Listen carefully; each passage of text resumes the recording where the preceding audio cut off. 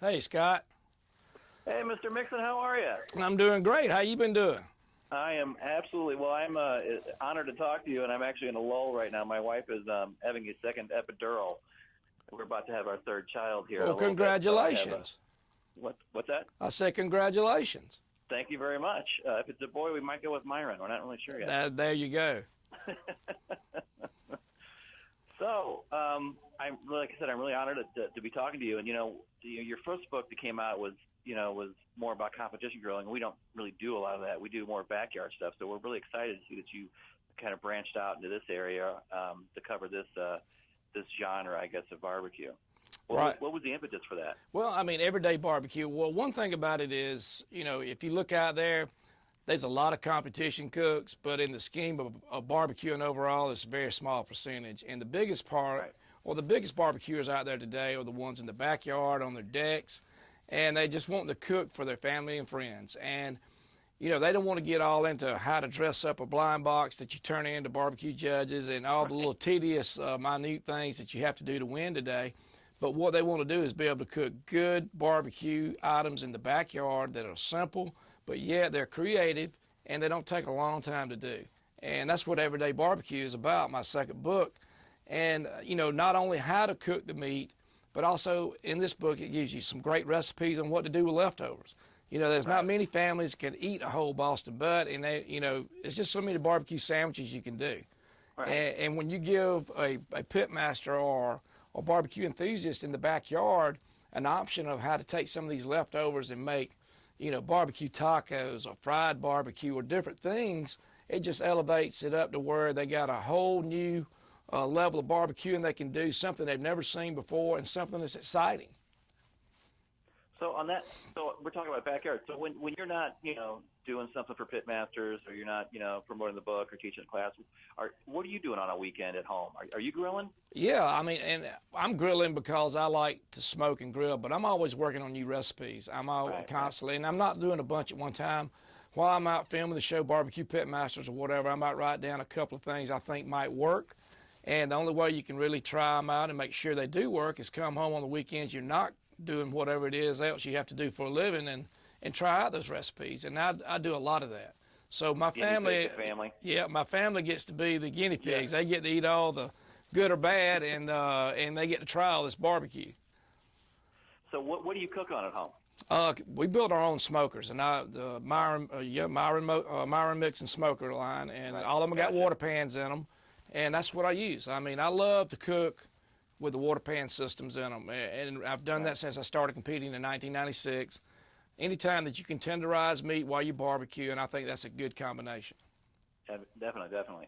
So what's your favorite recipe in the book? My favorite recipe in the book is something that I started doing back in 1997, 98 for ancillary contest at competitions. And ancillary meaning like on the Friday night. They had a dessert category at most of these competitions you go to. Doesn't count to the grand championship, but it was just something for the cooks to do while they were cooking their big meats, like the hogs or whatever. And it's the chocolate cake recipe that's in the book. Okay. How to cook a chocolate cake on your smoker. Wow. I have not done cake. I've done an apple tart. I've done some grilled peaches and things like that, but I've never done any cake. And angel food cake and pound cake are really hot right now to actually put some grill marks on those, but I've never done a whole chocolate cake. You need to do it. Let me tell you what else is in that recipe. You need to get the book, and you need to follow it dang to the T. I do. I bought 3 of them already. I bought one for me, my dad, and my cousin. Well, think about this. Chocolate cake with bacon in it. Oh, everything's better with bacon. You right. Let me ask you this. So I think in the first series of Pitmasters, first season, Johnny Trigg said that he didn't really like his competition ribs. He said they're too sweet for him. He doesn't eat them, when he's cooking them for himself. Do you feel that way? Do you feel like you cook it differently for what you present to a judge as opposed to what you present for, your wife and kids? Well, the thing about it is I teach classes, and I tell them every time, anybody there for competition that comes to my schools, you need to get it in your mindset. You're cooking for judges and other people. You're not cooking for what you like. You got to get something that really appeals down the middle of the road. You got to find something that's not offensive but really goes down the middle of the road, and generally that's sweet. Sweet, you may do something hot. Everybody doesn't like hot. Right. Everybody doesn't like vinegar-based stuff, but pretty much everybody likes something sweet. But I want to tell you that with that being said, and I've noticed on Barbecue Pitmasters with the contestants we have now, and it makes me happy. For a long time, everybody was leaning and getting it sweeter and sweeter and sweeter, especially with ribs, almost like candy sticks. What I've noticed in this fourth season of Barbecue Pitmasters is a lot of things are going back to the savory. You still got some sweet there, which is great, but the meat itself is getting a little more savory, almost where you can actually taste the meat, and that is a good thing. That is good. I'm a big believer in balancing sweet and savory. I like adding sweets, but I like to balance it with some savory as well. So let me ask you, what was the hardest thing for you? I mean, in the years of grilling, what was the hardest thing for you to master on the grill? The hardest thing for me to master on the grill, and probably will be when I finally figured out how to cook brisket. When I started competing, I was strictly a Memphis and May sanctioned body, which does the whole hog, the pork shoulder, and the pork ribs. And it was several years before I decided to do a Kansas City Barbecue Society contest where the brisket is one of the categories.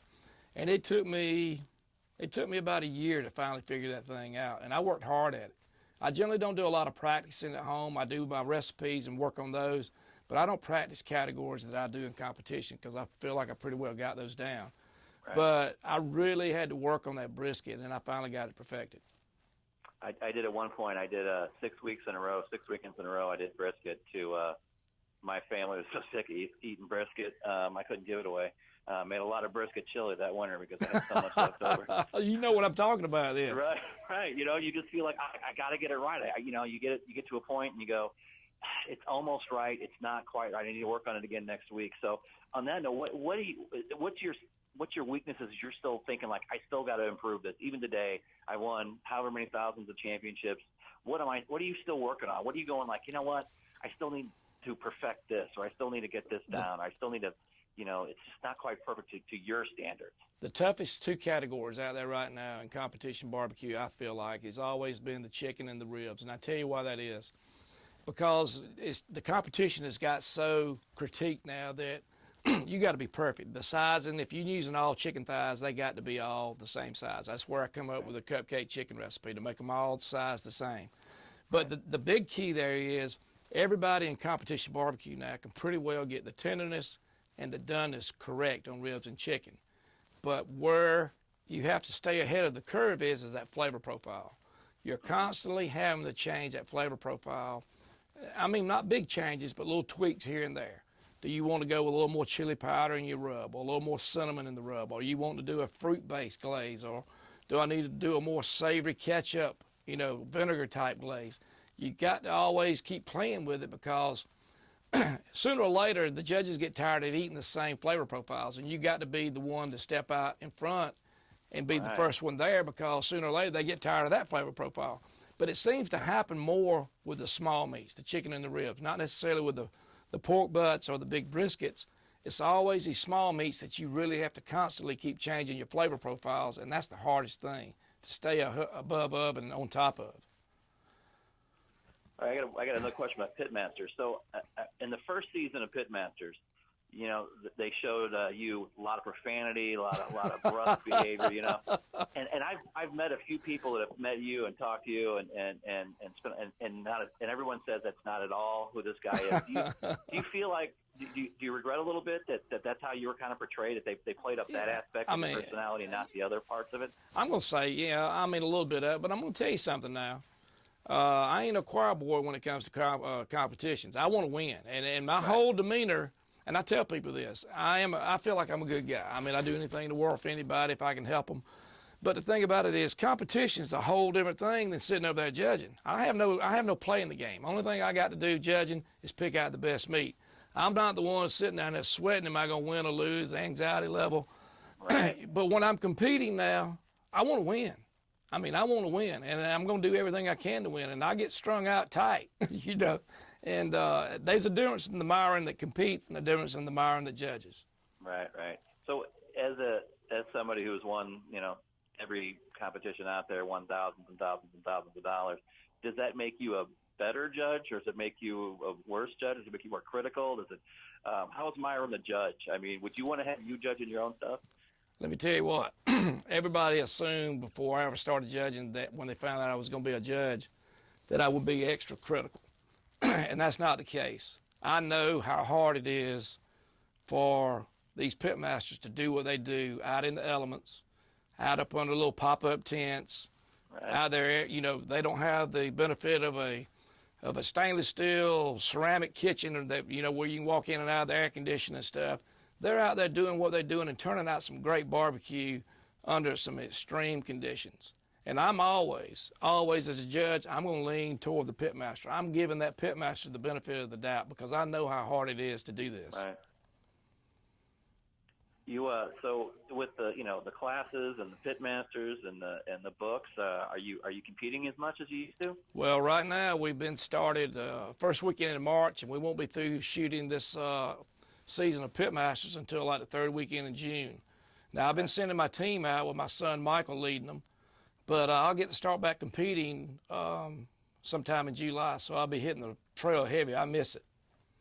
That was my next question. Do you miss it? Yeah, I miss it. I'd rather be competing than anything. I love that more than anything out there. But what's been taking up the time, too, barbecue pitmasters, of course, the cookbooks, but we're also opening up a second restaurant, Pride and Joy, in New York. And wow. That's been taking a lot of time. Well, fantastic.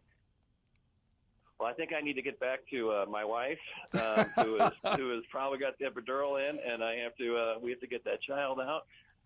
Well, Scott, I feel privileged that you took this time in your life when you're having your third kid to come over here and talk with me. I feel real special. I'm glad you did it. Well, I'll tell you, my dad was the reserve, and if it wasn't for the fact that she had to get the second epidural, and the first time she got an epidural for her first child, I nearly passed out. So I've stepped out for the epidurals ever since then, and so I didn't want to, it just the timing just worked out perfect. Like, we're going to do this again, and so you step out and go do your thing. And I'm like, okay. Dad's going to be real disappointed, but he'll get over it. Well, I'll tell you what, when you get back in there with her, tell her congratulations for both of y'all if she's even paying you any attention that time, and tell her you've come up with a name for the boy. It's going to be Myron. I will tell her that. She's probably got to rip my fingers off some more, but that's okay. I really appreciate talking to you. It's been an honor. Well, it's been an honor talking to you, and congratulations again, my friend. Thank you very much.